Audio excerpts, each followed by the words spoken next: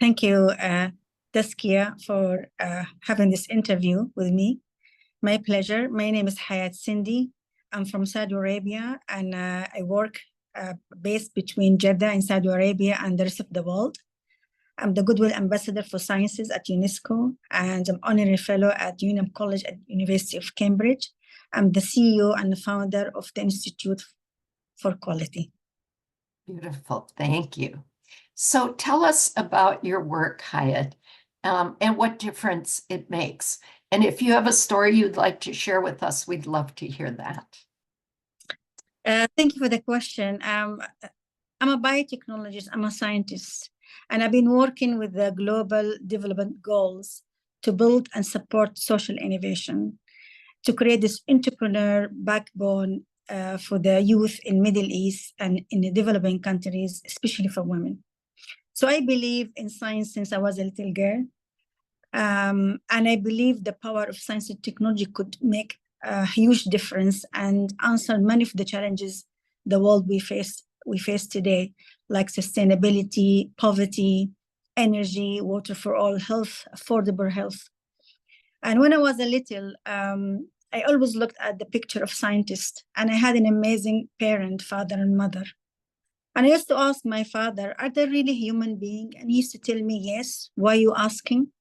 And I used to say to him, because I couldn't see anybody look like me. I only see dead people and, somebody with a turban and fuzzy hair. He told me in his simple language, Hayat, with education, you can achieve anything in life.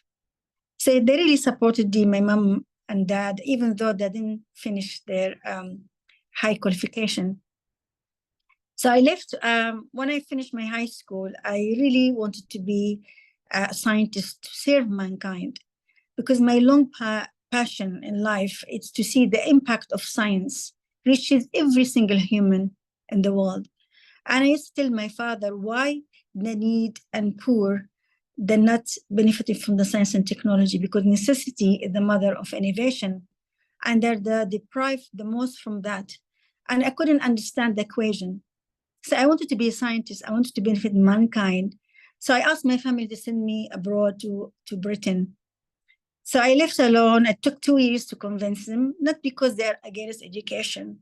In the contrary, I come from a traditional family in Mecca with 8 children. Like I'm number 6 in the family. We're 6 girls, 2 boys. But we have a traditional upbringing, but enormous love for knowledge. And it took a while to convince my family because of the social challenges. But at the end, they gave up because they know that I'm going for a noble purpose. So I left home alone to different country, to different culture, different language standard and education standard. And many people in England and in Saudi, except my family and especially my parents, told me I'm going to fail. I'm not going to make it. And I was crazy. They indicated they know the faith of my life and they want me to believe them. So it took persistence, it took courage, it took ingenuity, and I managed to achieve my goal. I graduated with honors from King's College in pharmacology. And there I was lucky to get full scholarship to do a PhD in biotechnology in Cambridge University. And from there, people said, okay, you achieve your goal, you have a PhD now. For me, no, this is the start of my second journey to give what I have gained to serve humankind. And I went to Harvard and worked with an amazing technology with George Whiteside Lab. And from there, I pushed for the social innovation. I've seen students that are very much touching their own, getting tenure, making publication. But I know that we need to think from out of the box. We need to think and link science and society together to have impact. Because for me, being smart and having resources is not enough for breakthrough innovation to make a difference in people's life.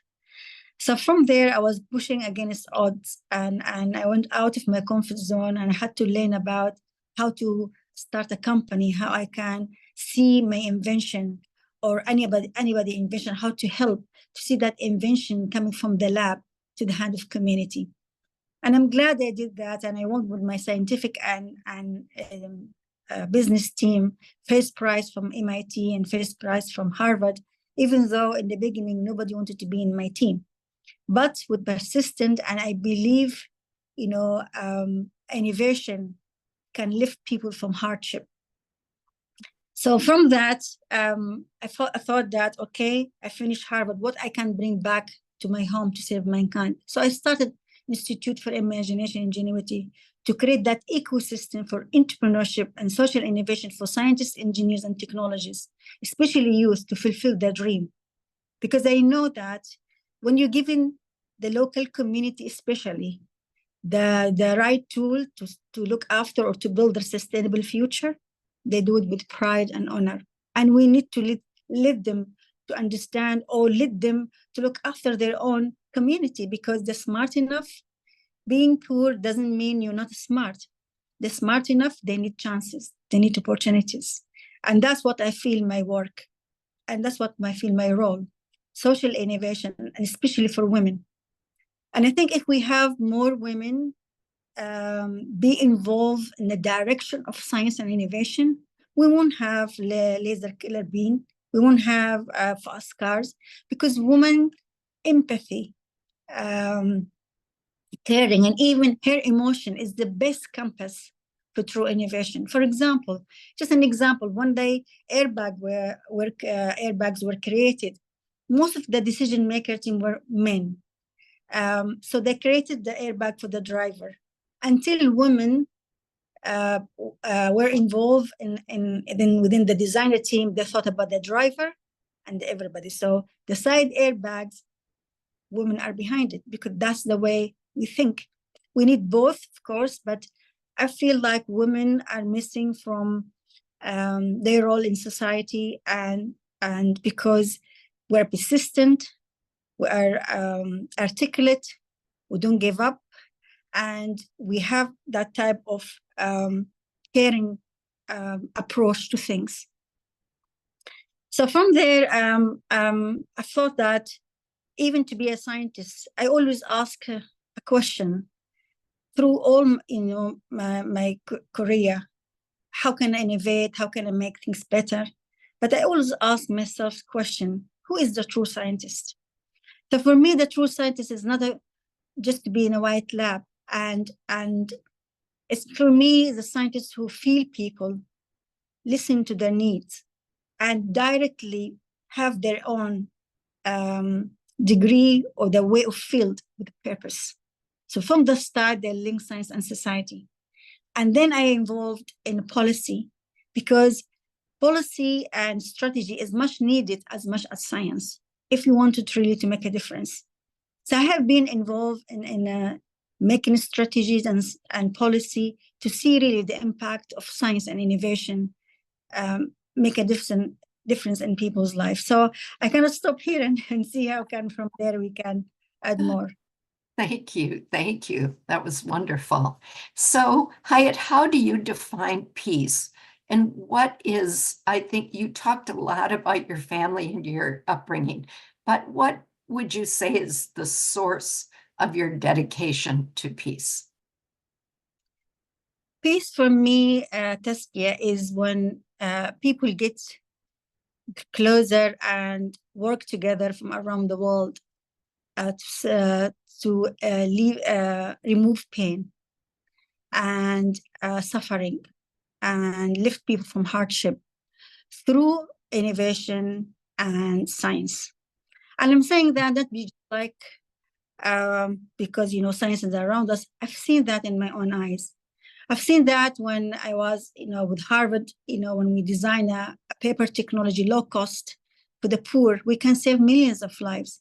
I've seen when I was at the Islamic Development Bank, and I set up a fund to empower scientists and innovators with a little bit of support, like they created the ecosystem of entrepreneurship and give funding. How that little money, for example, an inventor who created a refrigerator to look after the crops farmers, and saving about 85% and feeding more 30 million people, so no hunger. I've seen an amazing inventor who created eco-friendly houses to shelter children from rain, from cold, from heat, and only cost $150. I've seen an inventor who created digital health platform, hiring female who couldn't have a job, thousands of them, and by that they can reach to hundreds and millions of women in a deprived area in Afghanistan, in Yemen, in Iraq, in Syria, in Pakistan, and provide them diagnostic. And I believe that for me, that's peace. How women and children can walk safely and they can see they have access, their rights, and sleep, feel safe. They can access to water, health, education. And I've also seen in my own eyes when women, they don't know read and write, but train them to be solar engineer. They go back their own villages and set up the solar system to the whole village. So a village, they can have electricity. People can learn, people can cook and sell the food, people can operate in the hospitals. That's for me how I can define peace, and that's my role. I believe in power of innovation. I believe in power of social innovation. Unfortunately, the world now is becoming now 8 billion. We're facing, I'm sorry to say, depression, killing viruses, war, and I see science can make a huge difference. By the science, we can have affordable healthcare. By science, we can have affordable electricity. People can have electricity, they can study and light. We can have clean water, so we don't lose 3 million children every year because of polluted water. We can have, yes, and we can have right education, empower the young generation to look after their own future, because I believe we are the custodian of this planet, but we need to pass knowledge on and provide the youth with the best start so they can come with the great things to look after the planet. And I said, for me, science is unlimited. So what we can do for our civilization is unlimited. That's beautiful. Thank you. So of all of your work, what would you say you are most proud of? Oh, it's hard, I know. Teskia, I'm proud that I didn't give up. Yes. Because when I started to come here, being who you are, you're a female, you're coming from a different faith, and you're choosing a field where male dominated, coming from a different culture, and always people, directly or indirectly, they try to demotivate you. They have an opinion about everything you've done or you're doing, like the way you talk, the way you dress, where you come from, what you want to be. And it's very easy to fall in and adopt the same way of thinking and judge people in a frame. So I'm glad I didn't give up. I'm glad, I'm proud where I come from, of my country, Saudi Arabia, of my faith, of my color, of my culture. And I'm proud that I've been introduced to different civilization, different culture, Asia, Africa, Europe, America, the world, and respect the positivity in every culture. I'm proud that to be the first female from the Gulf in Saudi Arabia to have a PhD in biotechnology, and encourage a lot of females to study and pursue their dream, and break down the stereotype of a scientist at SK, because wherever I go, in America, in England, when I go to school, because I like to inspire young girls to draw the picture of a scientist, they always they draw the picture of fuzzy hair of a male with a lab coat. So I'm glad to break up that type. When I told them I'm a scientist, when I tell them I'm a scientist, they get surprised and they wanted to know what you're doing, and they say, okay, if she can make it, we can. And I'm proud that it's true. I left home alone, and I miss so many social activity with my parents. I lost my mom, as you know, recently, and I have needs, of course, to be close to them. But my passion to make a difference in people's life overcome my need, because for me, if I make a difference in somebody's life, it's satisfying. And I'm proud. I'm talking to you about my work. And I'm proud that, I encourage youth to understand about what is biotechnology, what is science, what is open science, how we can share, how we can work together, how we can have a local perspective with the global partnership and collaboration. But I feel like we should do more. I should do more. I feel like I would love to accomplish more in terms of getting people excited, especially female, to think about from the start about purpose, how to think within the community, within the family, how to be proud and, keep always imagining the next steps and be proud who you are. And do not put people in a frame, because we all, science is a beautiful language. It doesn't look at gender or color or faith or nationality. We should work together in a collaborative way. Yes. To remove suffering, to help to well-being, to look after our planet. Yes, beautiful. So, so just briefly, what do you want others to know about you and your work for peace, Hayat? For me, I want them to know that science is limited, so we can do our civilization is unlimited if we work toward the direction of science and make science work for us. Yes. I wanted to always to help to set the direction of science for innovators and investors and innovators to create that type of ecosystem and to have these great technologies to help humanity. Yes. Also, I believe the best talent come from the local community. This type of model of cut and paste we impose, that because we went to good universities, we had opportunity, we had the chances to study and learn from the expert. We always think that we know better. But we should really work with the community, work with the indigenous people, give them the chance, provide them with the right tools. Because trust me, Taskia, I've done this with the Transform Fund for 4 years. The best innovations come from the poorest countries because they know how to tackle their own. We're not looking for create, Einstein. We want here to have a change agent to look after their community and society.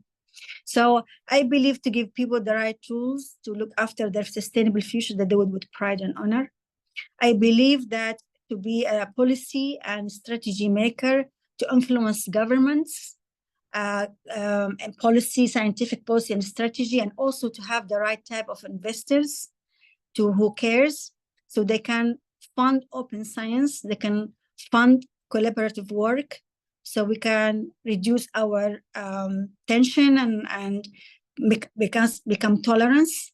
And that's me, because when we work together and understand each other and find the right way to make the world a better world, that's what I and people want to know about my work, especially social innovation, because social innovation was not being highlighted a lot. Now, maybe nowadays in the media, few universities, still the culture Taskia not being taught in universities.